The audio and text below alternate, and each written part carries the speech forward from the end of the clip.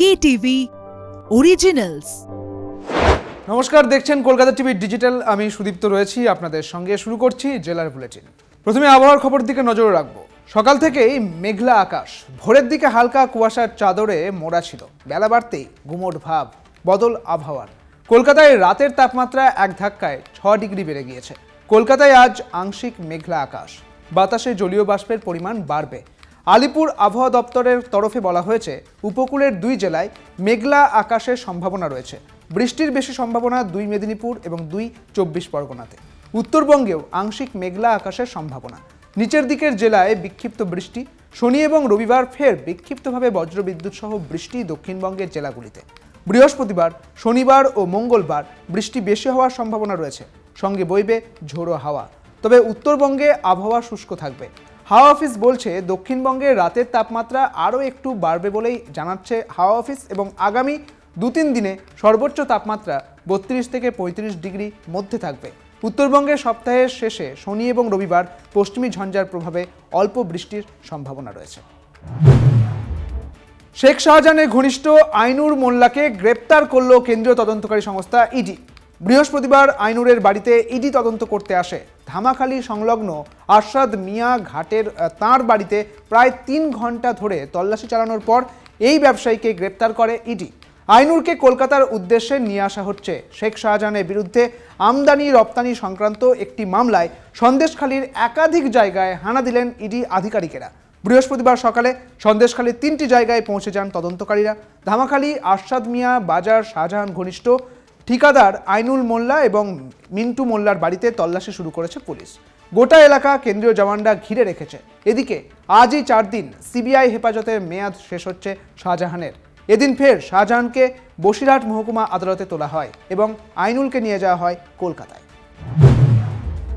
অবশেষে নিজের অবস্থান স্পষ্ট করলেন ব্যারাকপুরের অর্জুন সিং। বৃহস্পতিবার তিনি জানান, তিনি বিজেপিতেই যোগ দিচ্ছেন। তবে তিনি একা নন, তাঁর সঙ্গে বিজেপিতে যোগ দেবেন তৃণমূলের আরও এক তৃণমূল নেতা। এমনকি ব্যারাকপুরেরও হাজার হাজার মানুষকেও বিজেপিতে যোগ দেবেন বলে দাবি করছেন অর্জুন। পাশাপাশি তিনি বলেন, আমি ব্রিগেডের মঞ্চে ছিলাম, তা সত্ত্বেও আমাকে শুনতে হলো আমি বিজেপির সাংসদ। এদিন তিনি আরও দাবি করেন, শেখ শাহজাহানের বেশ কিছু জমি নৈহাটিতে আছে। শিবু হাজরা, উত্তম সর্দারদেরও অনেক জমি আছে বলেন, এমনটাই বলেছেন তিনি। এবং নৈহাটির বিধায়কের সহযোগিতায় শাহজাহানের অনেক জমি এখানে রয়েছে। বিজেপিতে যোগ দেওয়ার কথা ঘোষণার পরই নৈহাটির বিধায়ক পার্থ ভৌমিকের বিরুদ্ধে বিস্ফোরক মন্তব্য করেন অর্জুন। তিনি আরও বলেন, ব্যারাকপুরে তৃণমূলের যে প্রার্থী হয়েছেন তিনি নৈহাটির মানুষের ওপর কী অত্যাচার করেছেন তা জানতে চায় এবং বড়মার মন্দিরে গিয়েও এই অত্যাচারিত মানুষজনের মুক্তির জন্য পুজো দেব। কালচিনি ব্লকে ভোট প্রচারে রয়েছেন বিজেপির প্রার্থী মনোজ টিগ্গা। সীমান্তবর্তী শহর জয়গার ভোট প্রচার করলেন আলিপুরদুয়ার লোকসভার বিজেপি প্রার্থী মনোজ টিগ্গা। পাশাপাশি এদিন সীমান্তবর্তী শহরে হেলমেট ছাড়াই বিজেপি নেতৃত্ব এবং কর্মীদের বাইক র্যালি করতে দেখা যায়। এদিন মনোজ টিগ্গা জয়গা কালী মন্দিরে পুজো দিয়ে প্রচার শুরু করলেন এবং এরপরই পদযাত্রা ও বাইক র্যালির মধ্যে দিয়ে তাঁর এই প্রচার চালিয়ে যান।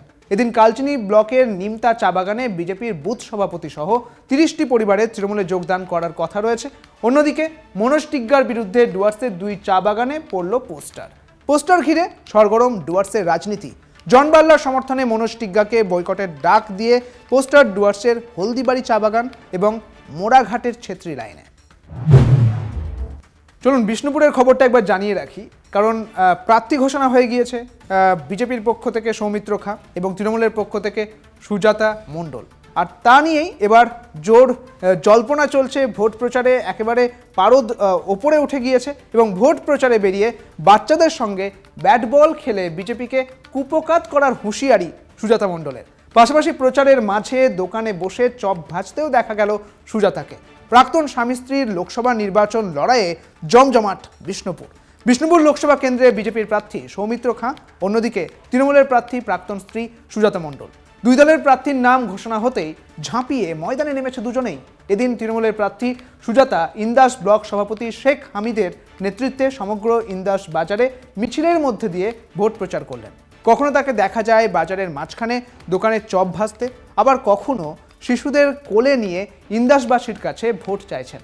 কখনো বা ফুটবলের শট মেরে দাবি জানালেন খেলা হবে। পাশাপাশি ছোট ছোট ক্ষুদে শিশুদের সঙ্গে খেললেন ক্রিকেটও। এত কিছুর পর হাতে ব্যাট ঘুরিয়ে বিরোধীদের হুঁশিয়ারি দিতেও দেখা যায় সুজাতাকে। তিনি বলেন, ব্যাট ঘুরিয়ে বিজেপিকে বিদায় করব। যদি ওরা অস্ত্র দিয়ে আমাদের ভয় দেখায়, জানবেন বাংলার ঘরে ঘরে মেয়েরা হাতে ব্যাট ধরবে। এইভাবে ব্যাট ঘুরিয়ে বিজেপির কুপকাত করার দাবি তুললেন সুজাতা মণ্ডল। প্রায় দিনই জলদাপাড়া জঙ্গল থেকে হাতি এসে এলাকায় তাণ্ডব চালাচ্ছে, আর হাতির হামলায় ভেঙেছে বাড়ি, ক্ষতিগ্রস্ত হয়েছে চাষের জমি। হাতির তাণ্ডবে আতঙ্কিত আলিপুরদুয়ারের মাদারিহাটের পূর্ব খয়েরবাড়ি এলাকার বাসিন্দারা। প্রাণে বাঁচতে এলাকার অধিকাংশ বাসিন্দা এলাকা ছেড়ে অন্যত্র থাকতে বাধ্য হচ্ছেন। এলাকাবাসীরা জানান, প্রায় দিনই জলদাপাড়া জঙ্গল থেকে হাতি এসে এলাকায় তাণ্ডব চালাচ্ছে। এলাকার অনেক বাড়িও ভেঙে দিয়েছে। ফলে হাতির আতঙ্কে এলাকা ছেড়ে অন্যত্র রাত্রিযাপন করতে বাধ্য হচ্ছেন তারা। পাশাপাশি হাতির তাণ্ডব রুখতে বন দপ্তরের কাছে এলাকায় সোলার ফেন্সিং লাগানোর দাবিও জানাচ্ছেন তারা। যদিও এ বিষয়ে মাদারিহাট গ্রাম পঞ্চায়েতের উপপ্রধান পঞ্চু ওরাও বলেন, ইতিমধ্যেই সোলার ফেন্সিং লাগানোর বিষয়টি বন দপ্তরকে লিখিতভাবে জানিয়েছেন তিনি। আশা করছি দ্রুত সমস্যার সমাধান হবে। সরকারি নিয়ম অনুযায়ী রাস্তায় টেন্ডার হয়েছে 2023 সালে। তৈরি হয়েছে শিলাবতী নদীর ওপর সেতুও, কিন্তু মাত্র 2.5 কিলোমিটার রাস্তা পাকা করার কাজ প্রায় 1 বছর ধরে থমকে রয়েছে জমি জটে। দিনের পর দিন রাস্তা পাকা করার কাজ আটকে থাকায় চূড়ান্ত সমস্যায় পড়েছেন বড়হামুড়ি, শ্যামপুর, বনকাটা সহ বিভিন্ন গ্রামের মানুষজন। দিনের পর দিন বেহাল কাঁচা রাস্তা দিয়ে যাতায়াত করতে গিয়ে চূড়ান্ত সমস্যায় পড়তে হয় এলাকার মানুষকে। বারবার প্রশাসনের দ্বারস্থ হয়েও পরিস্থিতি বদল না হওয়ায় রাস্তা পাকা করার দাবিতে এলাকাবাসী নামলেন আন্দোলনে। বৃহস্পতিবার রাস্তায় বসে বিক্ষোভ আন্দোলনে সামিল গ্রামবাসীদের এক অংশ। ঘটনা হিরবাঁধ থানার বড়হামুড়ির পঞ্চায়েতের।